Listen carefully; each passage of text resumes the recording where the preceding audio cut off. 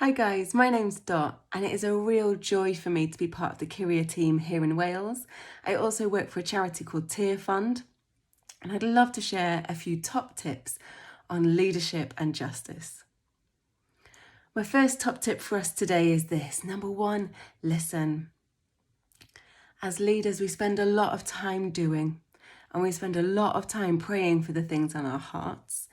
I'd love to take a moment to encourage us to take a lot of time to also listen to the heart of God. Justice won't happen because humanity strives and leaders strive.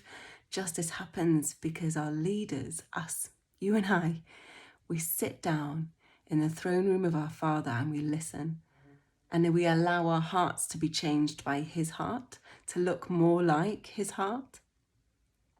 My second top tip for us is to learn. We will never know everything about what's going on in the world. Please don't ever feel so overwhelmed by that it stops you doing anything.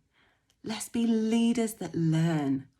Karl Barth so famously talks about when we read the Bible, the Word of God, we should do it with the Bible in one hand and the newspaper in the other. Tells you maybe about the time he was speaking, because maybe we would do it with the Bible in one hand and our news app in the other, or social media in the other. Let's be leaders that are really informed about what's going on in the world. Also, let's be leaders who are really aware of our global context. We might lead in whatever sphere it is. Please don't for one moment make your leadership or even your discipleship smaller than it is. Martin Luther King, decades ago, said this, that before he wakes up in the morning for breakfast, he has relied on half of the world. Because you get out of bed in the morning and you throw off your sheets made in Thailand and you go downstairs and you have orange juice from oranges in Seville and coffee from coffee beans in Nicaragua and blah, blah, blah, blah, blah. Well, if that was true then of leadership in his era, how much more true is that of our leadership and our leadership in the way of justice now? Because really, before I've even turned the alarm off on my phone, I have relied on half of the world. And then the third top tip for you is this: do something.